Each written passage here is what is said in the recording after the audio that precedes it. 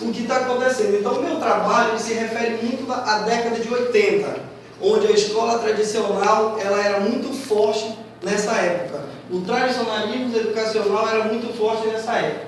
Então, aqui na minha introdução, a sociedade constantemente passa por grandes mudanças que provocam transformações em todos os campos organizacionais. Então, quando eu falo em organizacionais, eu falo na questão da estrutura escolar, da estrutura, vamos dizer, do nosso país, do nosso município, do nosso estado, tá? Inclusive na área educacional, assim é preciso aprender a lidar com as informações e construir subsídios eficientes para transformá-las em conhecimentos facilitador as relações interpessoais em todos os âmbitos sociais, inclusive no educacional. Então nós sabemos que quando eu falo na questão do fracasso escolar, eu vou atingir 6 pontos principais que daqui a pouco eu vou estar citando para vocês, que lá está referenciando toda a minha pesquisa. A problemática foi verificar como estava sendo alfabetizados os alunos das turmas do 1º ao 3º ano, que é o ciclo da educação na idade certa, do 1º ciclo da Escola Municipal de Ensino Fundamental de Iturema, no município de Cametá, distrito de Juaba. Quais os fatores que estavam contribuindo para o fracasso na alfabetização da leitura e da escrita dos alunos? E como estava sendo desenvolvida a prática do pensar e do fazer pedagógico ao atendimento dos alunos que apresentam fracasso na alfabetização da leitura e da escrita escolar? Então, esse conjunto de problemática foi o foco principal da minha pesquisa. Porque se existe ali um fracasso escolar, existe uma dificuldade de aprendizagem, eu precisava descobrir como era que isso acontecia, como era que esses fatores se davam. Aqui a justificativa, é onde eu quero colocar para vocês que é um ponto muito importante, considerando que o fracasso na alfabetização se dá a partir de um conjunto de sintomas presentes nas crianças, pode ser cognitivo, emocional, sociais, culturais, orgânicos e pedagógicos. Gente, hoje o educador ele precisa conhecer a criança. O cognitivo, quando eu falo do cognitivo, eu estou falando do pensamento, o psicológico da criança. Hoje o responsável por todo o nosso conhecimento é o nosso cérebro. Então, a partir do momento que o cognitivo da criança ela não está adequado com ela vai ter todo esse problema. O emocional, eu preciso conhecer como educador quais são a convivência da criança, como é que ela vive na família dela, como é que essa criança é o processo dela familiar. O social, como é que ela se socializa na família, na escola, e a cultura dela. Por exemplo, qual é a cultura, se ela tem uma religião, como é a participação. Hoje a escola ela é uma cultura aberta.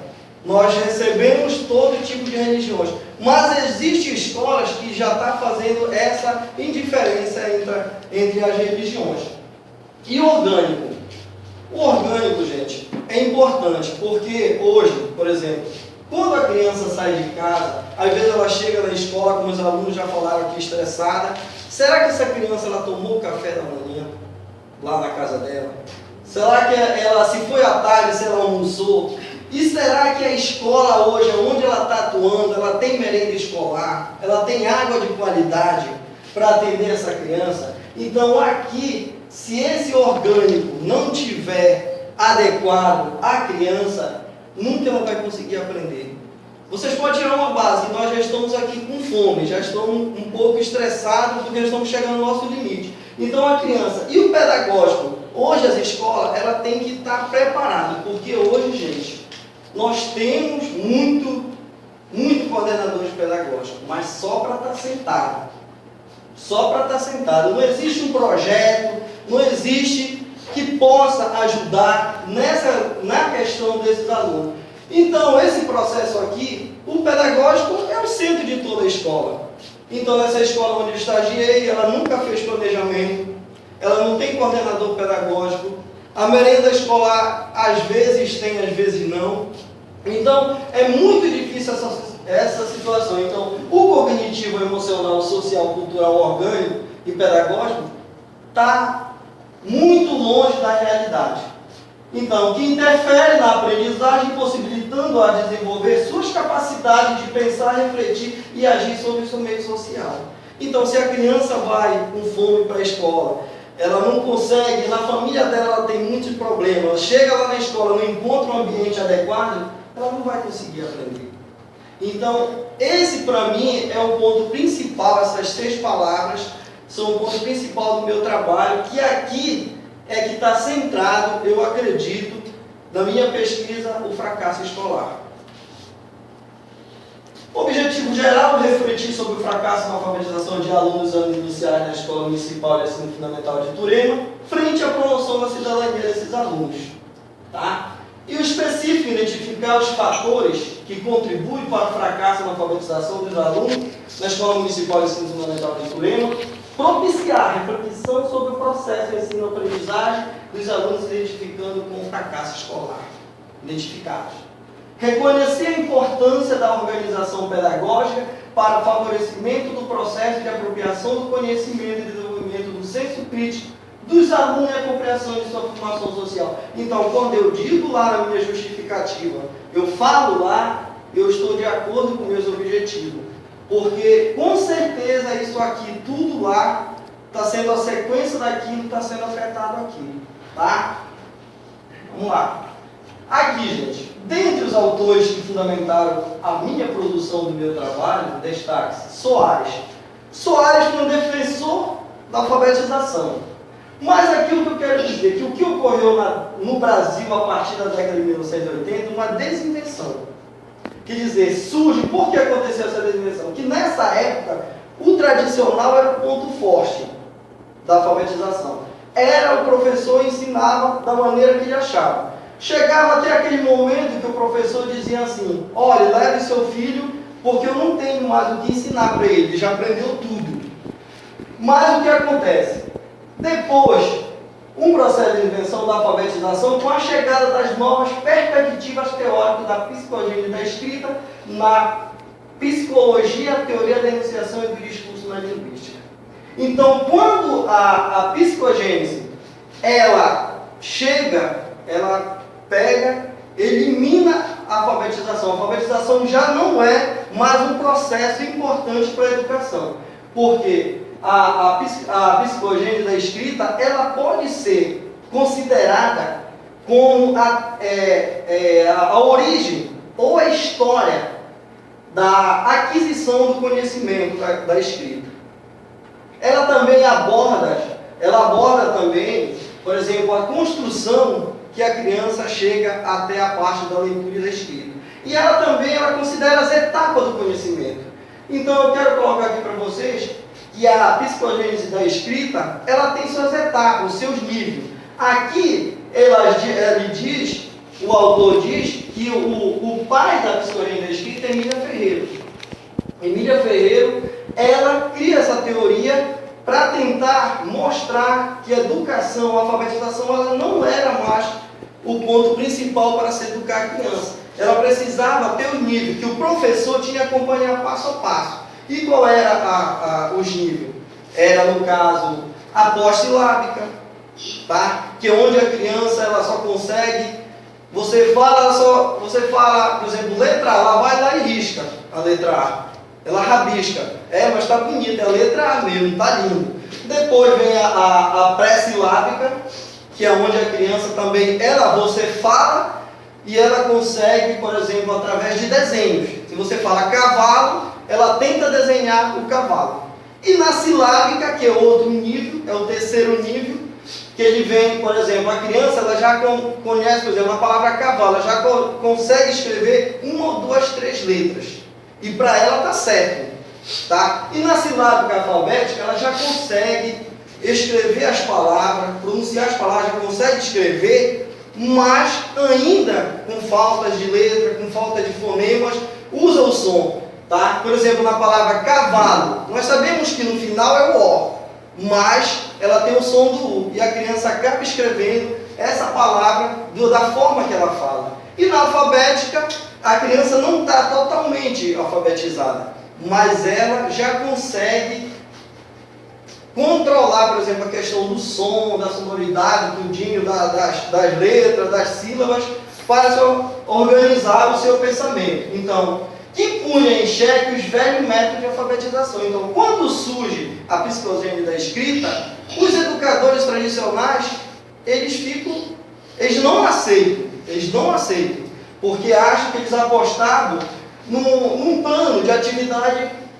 intencionalmente estabelecido para ensinar a escrita alfabética, mas sem um plano de ação, sem, por exemplo, sem um planejamento, sem um conteúdo, porque quando a psicologia da escrita chega, você vê que aí já tem um planejamento, já tem etapas para que a criança possa atingir.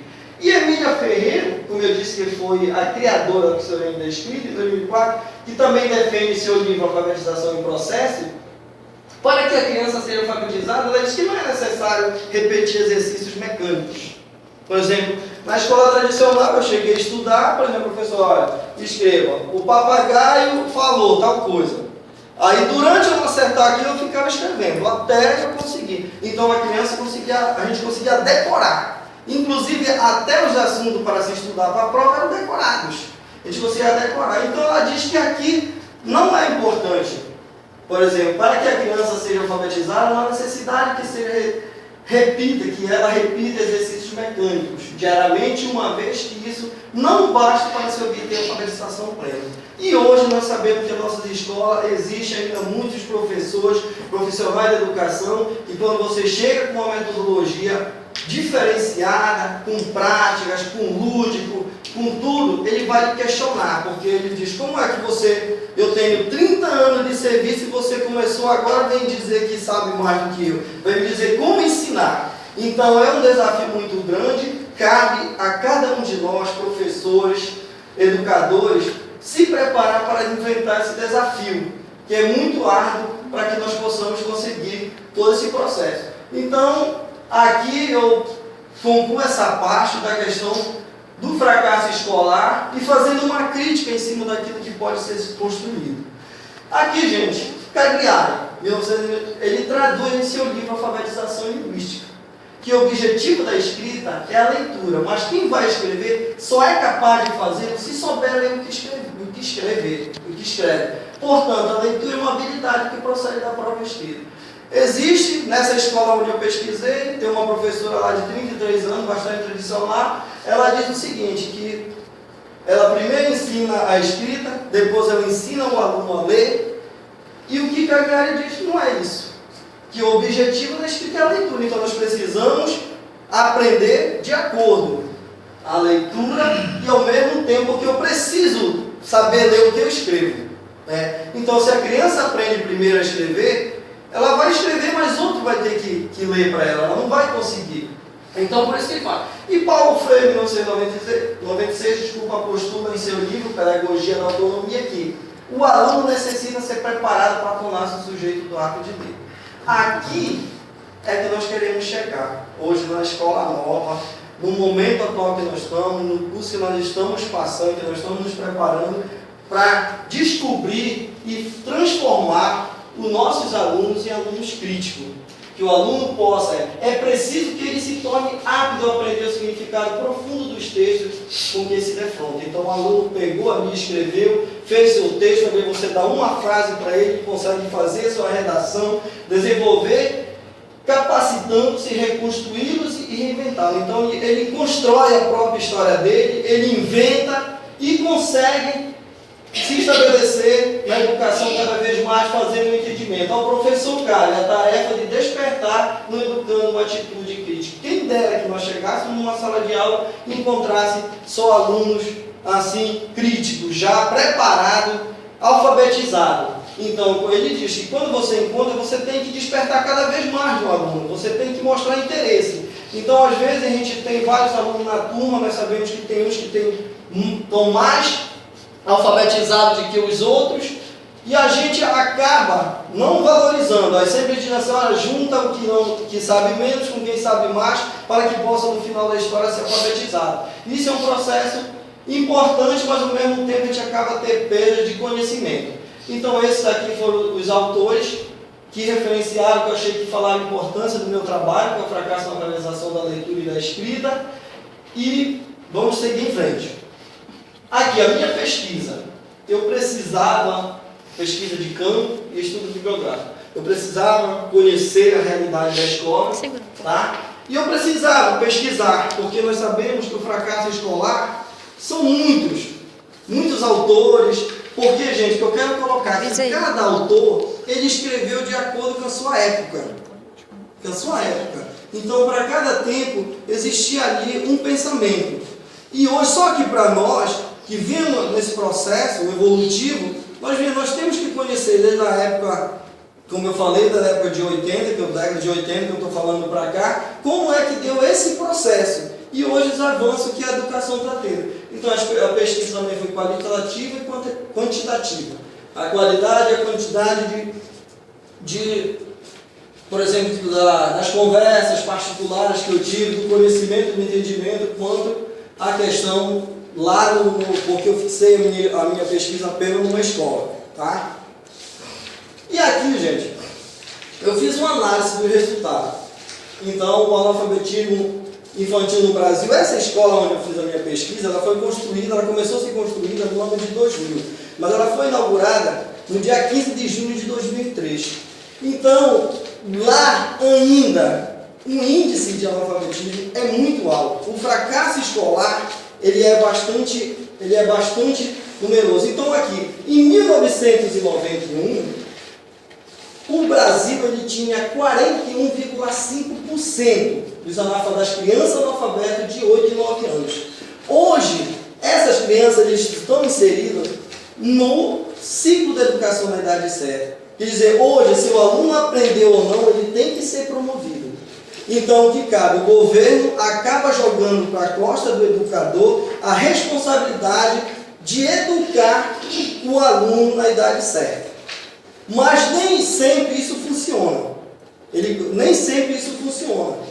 Sabe? Na maioria das vezes, a criança avança, chega ao 4º ano, sem saber ainda e sem estar alfabetizado. Em 1990, aí a gente vê que começa a regredir, começa a baixar o índice de analfabetismo no Brasil, chega a 31,5%. Em 1999, 15,9%. Em 2007, 11,5%.